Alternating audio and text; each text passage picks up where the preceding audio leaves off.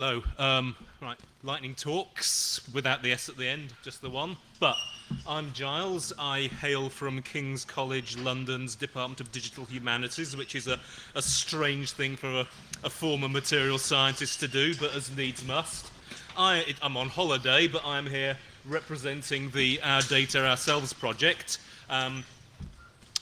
Some of that entails getting a bunch of teenage, young, rewired state volunteers and giving them smartphones and looking at the data trail their Android phones leave behind. That's another story, which you can see on Sunday at about half past noon, assuming I'll get the slides written. So that's the advert. But the other end of the project, which is the other end of the data trail we leave behind, we're going to come from the other direction and look at some social media analytics. And there's going to be a tiny bit of maths, but I guess we haven't all massively been to the bar yet, so this is the time to get the maths in. So assumption. Your various social media networks are a little bit tribal. There will be people you know from work, people you know from various social contexts, etc., etc.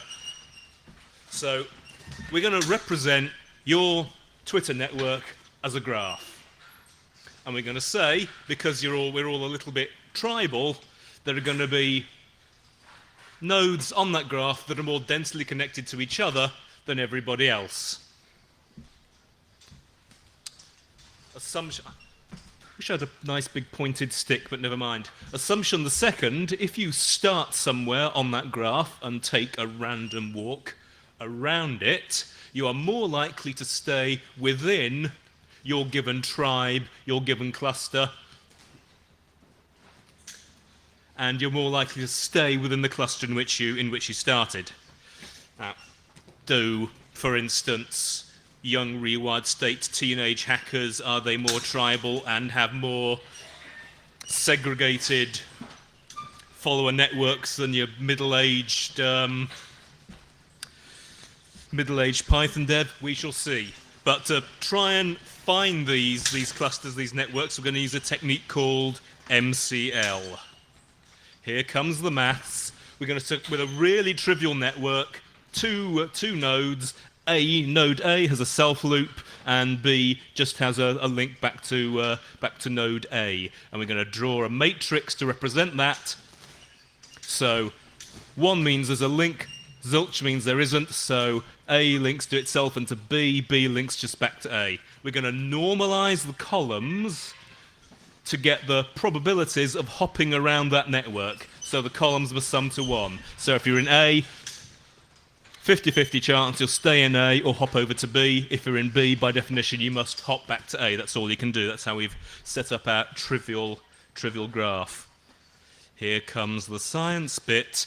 In order to work out the probability of being in a given node at some time, all you have to do, going back to high school maths, is square the matrix. So you do it once, multiply the matrix by itself. Well, if you started at A, you've got 50% chance of hopping to B, and then if you're at B, well, it's a certainty you'll hop back to A.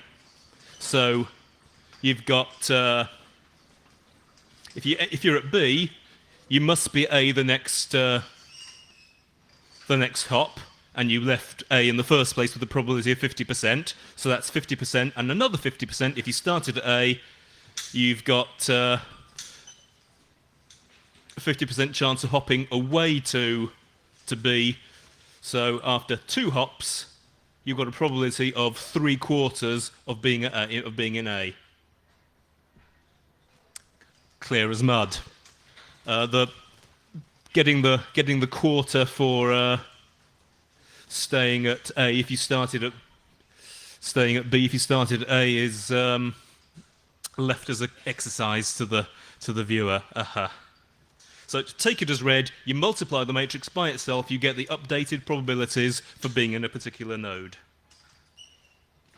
Then you cheat, or rather you over-dramatize the probabilities, you square them.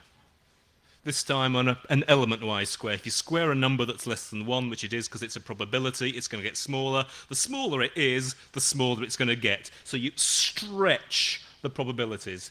So after 2 hops, we've gone 9/10 to 1/10, and B is still 50-50 split. So if you started at A, we've over-dramatized, and we said we've got a 90% chance you'll still be at A, and only 1/10 chance you'll still be at B after 2 hops. So you keep doing that until things stop changing and you get convergence. So you're going to get a load of zeros and ones in your matrix. And if you look at a given row, and you see which entries in that row are 1s, that'll be, given that I'm in this particular node now, which of the individual elements are credible starting points? If I'm here now, after convergence, where is it credible I started from? And that is going to define your cluster. So let's try it out. My learned colleagues, 2 of them, they've got about 7,000 once-removed friend-follow relationships, and we're going to apply this MCL algorithm to it. We're going to test it. Now, I guess what you test it against is the sort of popular open-source network stroke graph analysis program, Gephi. So Gephi will have lots of nice layout options for your graphs, and there's a particular layout option called OpenOrd, which is supposed to emphasize clustering. And Gephi has its own clustering algorithm called the Louvain method. So what we'll do, we'll cluster with MCL, cluster with Louvain, and see what they look like in Gephi's layout that emphasizes clusterings. Louvain method, probably can't see too well, but all the clusters, or rather all the clusters that are, or rather nodes that are close together, are all pretty much of one color. So the layout that emphasizes clustering has put nodes in the same cluster together. MCL, oh dear, looks like an explosion in a paint shop. Oh, it didn't work. Who's convinced by that? Who have I fooled by going, here's 2 GIFs, 2 nice graph visualizations, and oh, well, fair dues. This one's got all the colors in nice, neat clusters, so that method must work. Well, let's have a little sanity check. I ask, why did Louvain do this? Because this is Dino Pony, co-owned by my other half, who's probably sitting at the back somewhere. And this is William Bennett. Dino Pony, I think he mostly likes apples. William Bennett likes harsh electronic music and a tal disco. What on earth did Louvain do putting them in the same cluster? Something's probably a little bit wrong with the Louvain method. Ask the researchers to rate the clusterings for both methods, Louvain and MCL. If you look at the list of people and go, I know who these people are, and I can identify the context that they've got in common, give it top marks. The other classifications aren't really that relevant. Bear in mind that sort of 7,000 next nearest neighbours, so they don't really know very many of the individuals in that extended network, but 1 in 5 of the MCL clusters, it'd be like, oh, people I know from this university, people I used to hang out with in or during X. So there's a context. Louvain, not one single cluster, generally pretty random looking. And the nice thing about MCL is that even I can implement it. Now, why did Gephi's method go so wrong? I don't want to particularly hate on the Louvain method or Gephi, because I wrote neither of them. Elephant in the room is that MCL took 10 minutes to run on my little box, and Gephi clusters that makes the clusterings in a matter of 20 seconds. But Louvain is too clever by half. It tries to slowly build up larger clusters from smaller ones. But given that the degree of Twitter networks is so huge, if you pull in one Twitter account that you shouldn't, you pull in all their friends and followers as well, and if you make a mistake early on and there's no way to break that clustering, you're stuffed. MCL, on the other hand, it's so dumb, it's not even aware of what a cluster is.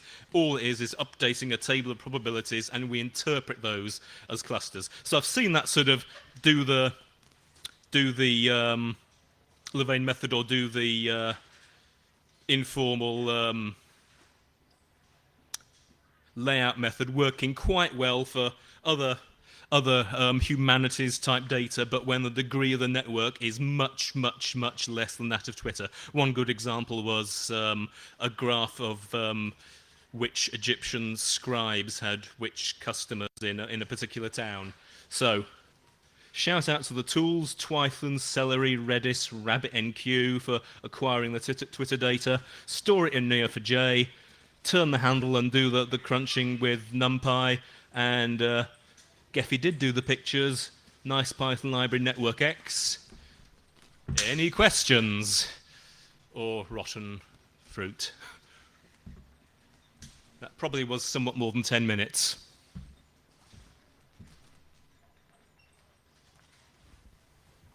No, I think we're good. Stony silence.